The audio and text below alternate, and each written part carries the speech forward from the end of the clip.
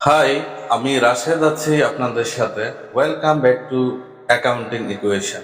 প্রিয় শিক্ষার্থী বন্ধুরা, আশা করছি আজকে হিসাব বিজ্ঞানের বেসিকের উপর একটি দুর্দান্ত ক্লাস হবে। হিসাব বিজ্ঞানের বেসিকের উপর অলরেডি আমাদের 4টি ক্লাস হয়েছে। হিসাব বিজ্ঞানের যে কোনো অঙ্ক সমাধানের জন্য আমাদের বেসিক ক্লাসগুলো অবশ্যই আপনারা খুব মনোযোগ সহকারে দেখবেন।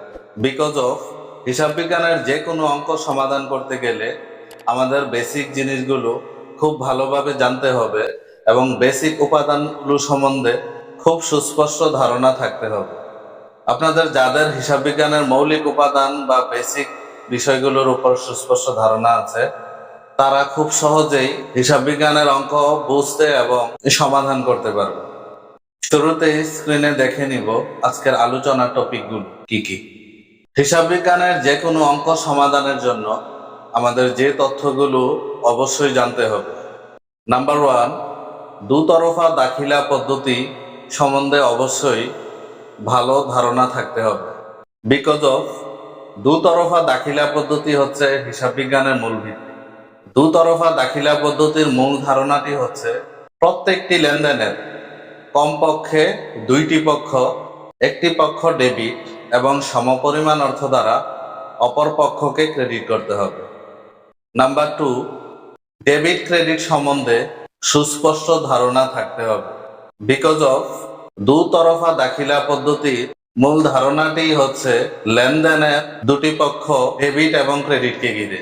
নাম্বার 3, অর্থের হ্রাস বৃদ্ধির কারণে হিসাব বিজ্ঞানের মৌলিক উপাদানগুলোর উপর কি প্রভাব পড়ে তা আমাদের ভালো করে জানতে হবে। প্রিয় শিক্ষার্থী বন্ধুরা, হিসাব বিজ্ঞানের যে কোনো অঙ্ক সমাধানের জন্য আপনাদের দুটি জিনিস অবশ্যই জানতে হবে। নাম্বার 1, ডেবিট ক্রেডিট সম্বন্ধে সুস্পষ্ট ধারণা থাকতে হবে। নাম্বার 2, ডেবিট ক্রেডিটের উপর অর্থের হ্রাস বৃদ্ধির প্রভাব কি তা জানতে হবে। আধুনিক পদ্ধতিতে ডেবিট ক্রেডিট নির্ণয়ের গোল্ডেন রুল: সম্পদ, ব্যয় এবং উত্তোলন এই হিসাবগুলো বৃদ্ধি পেলে ডেবিট হবে এবং হ্রাস পেলে ক্রেডিট হবে। আয় দায়ে মালিকানা সত্ত্ব এই হিসাবগুলো হ্রাস পেলে ডেবিট হবে এবং বৃদ্ধি পেলে ক্রেডিট হবে। প্রিয় শিক্ষার্থী বন্ধুরা, এখন আমি আপনাদের সাথে শেয়ার করব আমি কিভাবে হিসাবের ডেবিট ক্রেডিট নির্ণয় করি। বৃদ্ধি পেলে উদ্বৃত্ত ঠিক থাকবে, অর্থাৎ হিসাব বিজ্ঞানের মৌলিক উপাদানগুলোর মধ্যে যে উপাদানগুলো স্বাভাবিকভাবে ডেবিট জের, সেগুলো বৃদ্ধি পেলে ডেবিট থাকবে, এবং হিসাব বিজ্ঞানের মৌলিক উপাদানগুলোর মধ্যে যে উপাদানগুলো স্বাভাবিকভাবে ক্রেডিট জের, ওই উপাদানগুলো বৃদ্ধি পেলে ক্রেডিট থাকবে।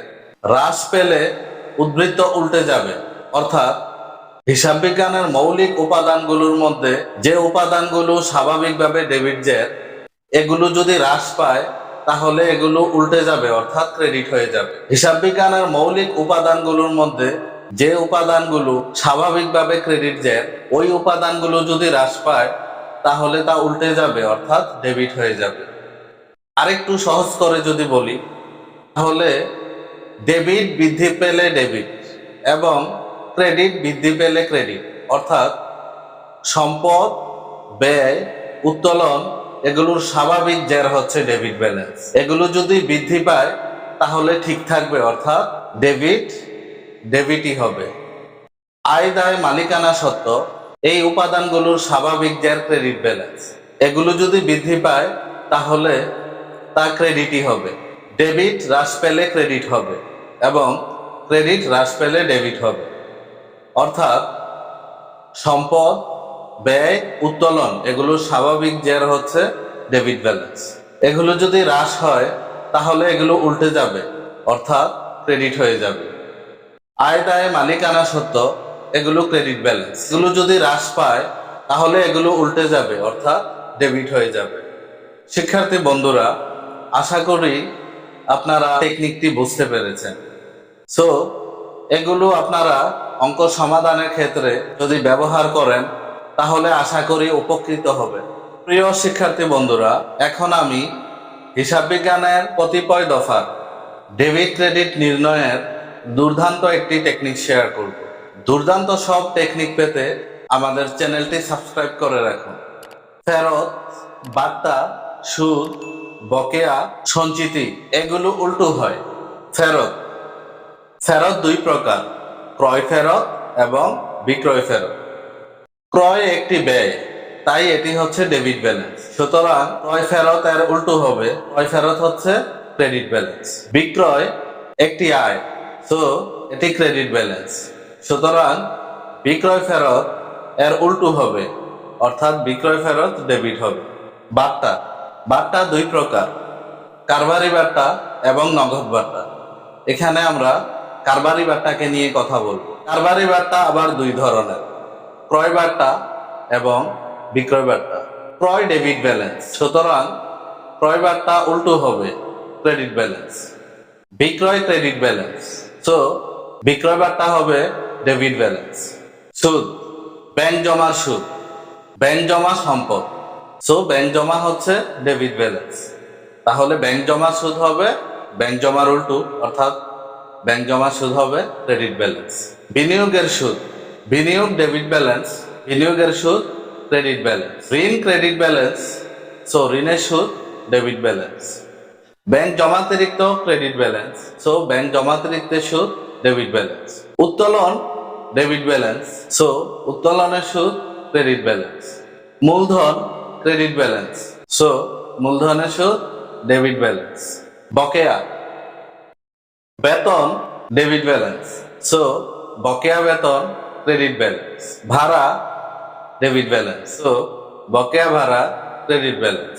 উপভাড়া ক্রেডিট ব্যালেন্স, সো বকেয়া উপভাড়া ডেবিট ব্যালেন্স। শিক্ষানবিশ সেলামি ক্রেডিট ব্যালেন্স, সো বকেয়া শিক্ষানবিশ সেলামি ডেবিট ব্যালেন্স। বিনিয়োগের সুদ ক্রেডিট ব্যালেন্স, সো বকেয়া বিনিয়োগের সুদ ডেবিট ব্যালেন্স। ঋণের সুদ ডেবিট ব্যালেন্স, সো বকেয়া ঋণের সুদ ক্রেডিট ব্যালেন্স। সঞ্চিতি, অনাদায়ী পাওনা সঞ্চিতি, অনাদায়ী পাওনা সঞ্চিতি প্রাপ্য হিসাবের ওপর ধরা হয়। প্রাপ্য হিসাব ডেবিট ব্যালেন্স, সো অনাদায়ী পাওনা সঞ্চিতি ক্রেডিট ব্যালেন্স। দেনাদারের বার্তা সঞ্চিতি, দেনাদার ডেবিট ব্যালেন্স, সো দেনাদারের বার্তা সঞ্চিতি ক্রেডিট ব্যালেন্স। আশা করি আপনাদের কাছে টেকনিকটি ভালো লেগেছে। অগ্রিম, অনুপার্জিত, বিলম্বিত এগুলো ঠিক থাকে। বেতন ডেবিট ব্যালেন্স, সো অগ্রিম বেতন ডেবিট ব্যালেন্স। ভাড়া ডেবিট ব্যালেন্স, সো অগ্রিম ভাড়াও ডেবিট ব্যালেন্স। সেবায় ক্রেডিট ব্যালেন্স, সো অগ্রিম সেবায়ও ক্রেডিট ব্যালেন্স বা অনুপার্জিত সেবায়ও ক্রেডিট ব্যালেন্স। বিজ্ঞাপন ডেবিট ব্যালেন্স, সো বিলম্বিত বিজ্ঞাপনও ডেবিট ব্যালেন্স। প্রিয় শিক্ষার্থী বন্ধুরা, ক্লাসটি কেমন লেগেছে অবশ্যই কমেন্ট করে জানান। আর এখনো ভিডিওটিতে লাইক না দিয়ে থাকলে একটি লাইক দিয়ে দিন। এই ছিল ভিডিও, দেখা হবে পরবর্তী কোনো ভিডিওতে। সেই পর্যন্ত ভালো থাকুন, সুস্থ থাকুন। আসসালামু আলাইকুম।